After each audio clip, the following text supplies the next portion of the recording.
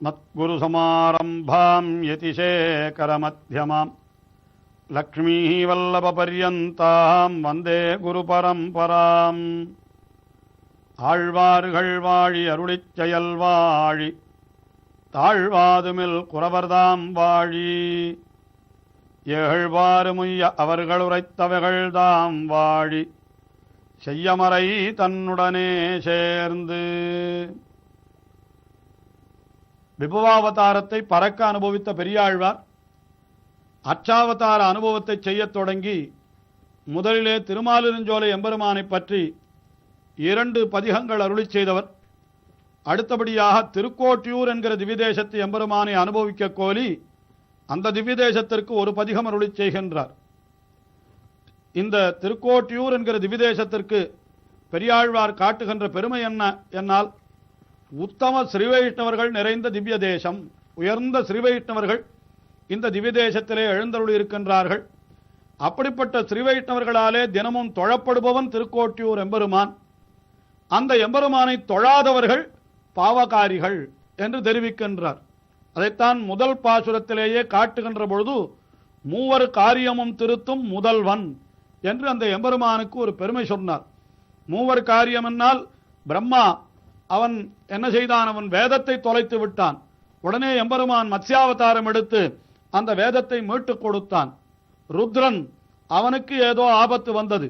அவன் பிரம்மாவனுடைய தலையை கிள்ளினபடியினாலே கையிலே அந்த கபாலம் ஒட்டிக்கொண்டு கபாலி என்கிற பெயரே ஏற்பட்டு விட்டது அவனுக்கு. அவன் உலகெழும் திரியும் பெரியோனாக எல்லா இடத்திலும் சென்று பிக்ஷை எடுத்தான். கடைசியிலே எம்பெருமான் தான் அந்த சாபத்தை தீர்த்தான் என்று சொல்லப்பட்டிருக்கின்றது. ஆயினாலே ருத்ரனுக்கும் அவன் காரியம் திருத்தினான். அதே போல இந்திரன் அவனுடைய ராஜ்யத்தை ராட்சசர்களிடத்திலே அசுரர்களிடத்திலே அவன் இழந்து கிடந்த பொழுது எம்பெருமான் பல பல அவதாரங்களை செய்து நரசிம்மனாய் அவதரித்து இரணியனை வதம் செய்ததென்ன, ராமபிரானாய் அவதரித்து ராவணனை வதம் செய்ததென்ன, கடல் கடைந்து அமுதம் எடுத்து கொடுத்ததென்ன, இதெல்லாம் இந்திரனுக்காக செய்த செயல்கள். இப்படி நமக்கு உபகாரம் செய்வதற்கென்றே இருக்கின்ற எம்பெருமான் என்றால் அந்த எம்பெருமானை நாம் நன்றியோடு நினைக்க வேண்டாமோ? ஆனால் அப்படிப்பட்ட முதல்வனை சிந்தியாதவர்கள் யார் என்றால் அவர்களெல்லாம் முதல்வனை சிந்தியாதவர்கள் பாவகாரிகள். அந்த பாவகாரிகளை எங்கனம் படைத்தான்களோ, எதற்காகத்தான் படைத்தான்? உலகத்திலே ஒரு பொருள் படைக்கப்படுகிறது என்னால் அதற்கு ஏதாவது ஒரு பிரயோஜனம் இருக்க வேண்டும். ஒரு பயனில்லாமல் எந்த பொருளும் உருவாக்கப்படுவதில்லை. ஆக இப்படிப்பட்ட பாவகாரிகளை படைத்தானே, இவர்களால் என்ன பிரயோஜனம்? இவர்கள் தங்களுக்கும் பயனின்றிக்கே பிறருக்கும் பயனின்றிக்கே போகின்றார்களே என்று எங்கனம் படைத்தான்களோ என்று அவர்களை சொன்னார். அடுத்தது என்ன சொன்னார்னா, 2ஆம் பாட்டிலே தெரிவிக்கின்றார். அந்த படைத்ததற்கு என்ன பிரயோஜனம்னா, ஒரு பிரயோஜனம் உண்டு என்றார். என்ன பிரயோஜனம்னா, இவர்களை பெறுகின்ற பொழுது இவருடைய தாயார் பிரசவ வேதனைப்பட்டால அந்த வேதனை ஒன்றுதான் பயன், அதை தவிர வேறு பயனே கிடையாது என்று 2வது பாசுரத்திலே சிறிது வினோதமாக தெரிவிக்கின்றார். குணம் பெருக்கி குருக்களுக்கு அனுகூலராய் சத்தமொன்னுமில்லாத பண்கையினார்கள் வாழ் திருக்கோட்டியோர் சோமணி வண்ணன் தன்னை தொடாதவர் பெற்றதாயர் வயத்தினை பெருநோய் செய்வான் பிறந்தார்களே. திருக்கோட்டியூரிலே எழுந்தருள் இருக்கிற ஸ்ரீவைஷ்ணவர்கள் அவர்கள் எப்படிப்பட்டவர்கள் என்றால், குத்தமின்னி, முதலே குற்றமே அவர்களிடத்திலே கிடையாது என்கின்றார். அதற்கு மேலே இன்னொன்னு என்ன சொல்லுகிறார்னா, குணம் பெருக்கி, அதாவது ஆச்சாரியனிடத்திலே போய் ஒருத்தன் அப்படி அடிபணிந்தால் முதல்ல என்ன பண்ண வேண்டும் என்னால் அந்த ஆச்சாரியனுடைய திருவுள்ளத்திற்கு உகப்பாக தான் கைங்கரியம் செய்ய வேண்டும். அப்படி அல்லாமல் எனக்கு என்று நினைத்து அவன் செய்தால் அதுவே பெரிய குற்றமாகி விடுமாம். ஆனால் குற்றமின்றி குணம் பெருக்கி ஆச்சாரியனிடத்திலே போனால் சமம் தமம் என்று சொல்லப்படுகின்ற குணங்கள் எல்லாம் இவர்கள் இதெல்லாம் விளைவது யாராலே என்றால் அதெல்லாம் ஆச்சாரியனாலே தான் விளைகிறது, ஒரு குருவினுடைய கட்டாட்சத்தாலே தான் விளைகிறது. அப்படியெல்லாம் பெருக்கிக் கொண்டு இவன் என்ன பண்ணுகின்றான்? குருக்களுக்கு அனுகூலராய். குரு என்றால் ஆச்சாரியன், குருக்கள் என்று சொன்னால் அந்த ஆச்சாரியனையே பன்மையிலே தெரிவிப்பதாகவும் கொள்ளலாம். அல்லது பல பல விஷயங்களை பல பல ஆச்சாரியர்களிடத்திலே போய் இவன் கற்கின்றபடியினாலே எம்பெருமானார் ஸ்ரீ ராமானுஜர் அவர்கள் கூட ஆச்சாரியர்கள் 5 போய் பாடம் கேட்டார். என்றெல்லாம் சொல்லப் பெற்றிருக்கின்றது. ஆயினாலே அப்படி குருக்களுக்கு அனுகூலராய், அனுகூலர் என்னால் அந்த குருமார்கள் எப்படியெல்லாம் இருக்க வேண்டும் என்று எதிர்பார்க்கிறார்களோ அப்படியே இவன் தன்னை ஆக்கிக் கொள்ளுகிறது தான் இவனுக்கு விசேஷம். அப்படி இருக்கிறவர்கள் தான் இந்த திருக்கோட்டியூரிலே இருக்கக்கூடிய ஸ்ரீ வைஷ்ணவர்கள் என்று அவர்களுடைய பெருமையை சொல்லுகின்றார்.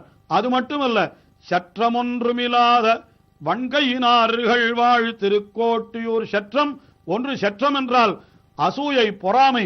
ஒருவரிடத்திலே ஒருவருக்கும் பொறாமை கிடையாது. ஸ்ரீ வைஷ்ணவர்கள் என்றால் அந்யோன்யம் மைத்ரி பாவம் என்று சொல்லப்படுகின்றபடி ஒருவருக்கொருவர் எப்பொழுதும் அப்படி அனுசரணையாக இருக்க வேண்டும். ஒருவனை பார்த்து இன்னொருவன் பொறாமைப்படக்கூடாது என்றெல்லாம் சொல்லப்பட்டிருக்கிறதாம். அது அத்தனையும் இவர்களிடத்திலே நற்குணங்கள் எல்லாம் இவர்களிடத்திலே குடிகொண்டிருக்கிறதாம். அப்படிப்பட்டவர்கள் வன்கையினார்கள். வன்கை என்னால் வன்மையான கை, நல்ல ஔதாரியம், வள்ளல் தன்மை. இங்கே இருக்கிறவர்கள் எல்லாம் வள்ளல் தன்மை என்னன்னா முதல் பாசுரத்திலேயே தெரிவித்தாரே, நாடொரும் விருந்து ஓம்புவார் என்று தெரிவித்தாரே. அப்படிப்பட்ட வன்கையினார்கள் வாழ் திருக்கோட்டியூர் என்று சொல்லுகின்றார். அப்படிப்பட்ட திருக்கோட்டியூர், அந்த திருக்கோட்டியூரிலே எழுந்தருளி இருக்கின்ற எம்பெருமான் எப்படிப்பட்டவன் என்றால் துற்றி ஏழுலகுண்ட தூமணி வண்ணன். என்ன பண்ணினான் எம்பெருமான்? இந்த உலகத்திற்கு பிரளயத்தாலே ஆபத்து வந்த பொழுது அந்த உலகம் அனைத்தையும் அப்படியே தன்னுடைய வயிற்றுக்குள்ளே வைத்துக் கொண்டிருந்தான் அல்லவா? அதைத்தான் இந்த இடத்திலே சொல்லுகின்றார் ஆழ்வார். துற்றி ஏழுலகும் உண்டா என்று, தான் ஏழுலகையும் துற்றி உண்டான் என்று அத்தனையும் எடுத்து தன்னுடைய வயிற்றிலே வைத்துக் கொண்டிருந்தான். வைத்துக் கொண்டிருந்தவன் யார் என்றால் தூமணி வண்ணன். அந்த வஸ்துக்கள் எல்லாம் துன்பப்பட்டு கொண்டு கிடந்த பொழுது, அந்த பிரளயத்தாலே நோவு வரும் பொழுது ஐயோ என்று அவை கதறுமே. அந்த சமயத்திலே பகவானே ஒளியிழந்து காணப்பட்டானாம். ஆனால் எப்பொழுது அந்த உலகத்திற்கு ஏற்பட்ட துன்பத்தை தீர்த்தானோ, தன்னுடைய வயிற்றிலே வைத்துக் கொண்டிருந்தானோ, அடுத்த நிமிஷம் என்ன ஆயிடுதுன்னா அவன் தூமணி வண்ணனாக, நல்ல தூய்மையான ஒரு மாணிக்கம் போலே அப்படி பளபளபளவென்று அப்படி நீலமணி போலே பிரகாசிக்க ஆரம்பித்தான். அப்படி உலகத்திற்கு பேருபகாரம் செய்தான் எம்பெருமான். இப்படிப்பட்ட எம்பெருமானை எப்பொழுதும் நாம் தொழுது கொண்டு இருக்க வேண்டும். நமக்கு அவனன்றோ ரட்சகன், அவனன்றோ நம்மை காப்பாற்றவன். இப்படி உலகத்தை எல்லாம் அவன் ஒரு காலே தன்னுடைய வயிற்றிலே வைத்து ரட்சித்தவன் நம்மை காக்காமல் விடுவானா என்று அவனிடத்திலே நாம் நன்றியோடு, அவனிடத்திலே பக்தியோடு இருக்க வேண்டும் அல்லவா? ஆனால் அப்படி இல்லாமல் தூமணி வண்ணன் தன்னை தொழாதவர் என்றார். அப்படி தொழாமல் யார் இருக்கிறார்களோ அவர்களால் என்ன பிரயோஜனம்?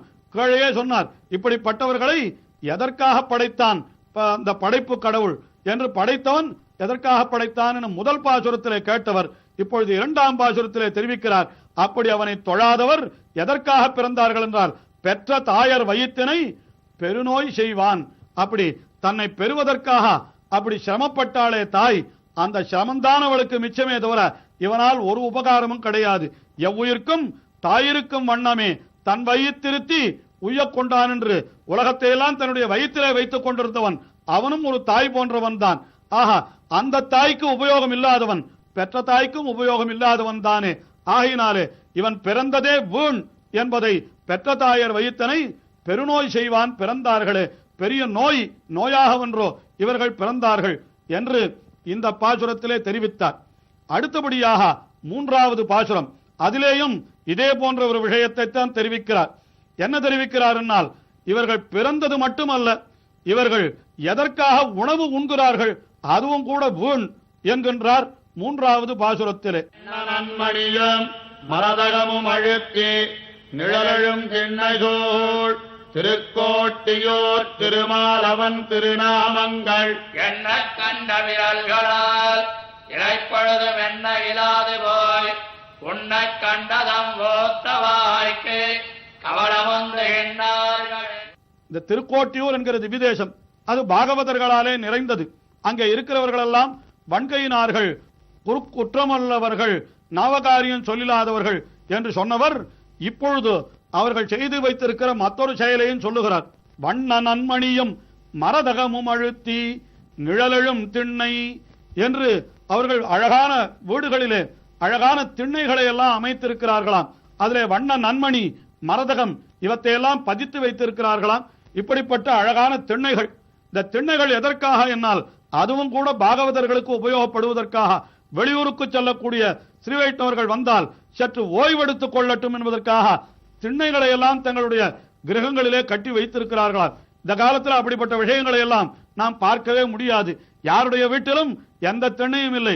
யாரும் வந்தால் ஒதுங்குவதற்கு கூட இடமில்லாமல் தான் நாம் கட்டி வைக்கின்றோம். ஆனால் அப்படி என்றிக்கே வண்ண நன்மணியும் மரதகமும் அழுத்தி நிழல் எழும்படியாக திண்ணைகள் எல்லாம் கட்டி வைத்திருக்கிறார்கள். அப்படிப்பட்ட திருக்கோட்டியூர், அந்த திருக்கோட்டியூரிலே எழுந்தருளிருக்கிற திருமாலவன், அவனுடைய திருநாமங்கள் அதை எண்ணுவதற்காகத்தான் நமக்கு விரலை கொடுத்திருக்கிறான். அதாவது எம்பெருமானுடைய ஓரொரு திருநாமத்தை சொல்லுகிற பொழுதும் இந்த திருநாமம் இந்த அர்த்தத்தை உடையது, இந்த குணத்தை தெரிவிக்கிறது என்று நாம் எண்ணிக்கொண்டே இருக்க வேண்டுமாம். ஆனால் அப்படி எண்ணக்கண்ட விரல்களால் இறைப்பொழுதும் எண்ணகிலாது. ஒரு கணம் கூட அத்தை எண்ணாமல் இந்த விரல்களை வேறு எதற்கு உபயோகப்படுத்துகிறோம் நாம் என்றால் ஆழ்வார் தெரிவிக்கின்றார், தம் ஊத்தை வாய்க்கு கவளம் உந்துகின்றார்களே. ஏற்கனவே அசுத்தமாயிருக்கிற வாய்க்கு இன்னும் உணவை எடுத்து அந்த வாயிலை திணிப்பதற்கு மேலே மேலே ஆகாரத்தை திணிப்பதற்குத்தான் இந்த கையை உபயோகப்படுத்துகிறார்களே தவிர பகவானை தொழுவதற்கோ பகவானுடைய திருநாமங்களை எண்ணுவதற்கோ இந்த கைகளை உபயோகப்படுத்த கூடாதா? இப்படி பாழாய் போகிறார்களே, இவர்களை எதற்காக படைத்தான்? படைத்தது வெறும் அதாவது தாயார் வயிற்றினை பெருநோய் செய்வதற்காக. அது மட்டுமல்ல, தங்களுடைய வயிற்றையும் இவர்கள் பெருநோய் செய்வதாகவே இவர்கள் இருக்கிறார்கள். என்ன காரணம் என்றால் கண்ட வஸ்துக்களையும் உள்ளே தள்ளுவதற்காகத்தான் இந்த கை என்று நினைத்திருக்கிறார்கள்.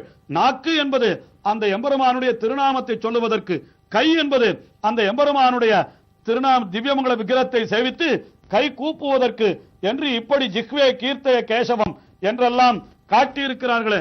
அப்படி இருக்கிற பொழுதோ இவர்கள் நாக்கை எதற்கு உபயோகப்படுத்துகிறார்கள் என்றால் கண்ட வஸ்துக்களையும் மறைத்து உள்ளே தள்ளுவதற்குத்தான் நாக்கு என்றும், கண்ட வஸ்துக்களையும் எடுத்து வாயிலே திணிப்பதற்குத்தான் கை என்றும் நினைத்து இப்படி பாழே போக்குகிறார்களே என்று வருத்தத்தோடு இப்படி அருளி செய்கின்றார் இப்பாசுரத்திலே.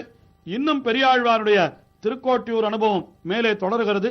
அடுத்த நிகழ்ச்சியிலே பார்ப்போம்.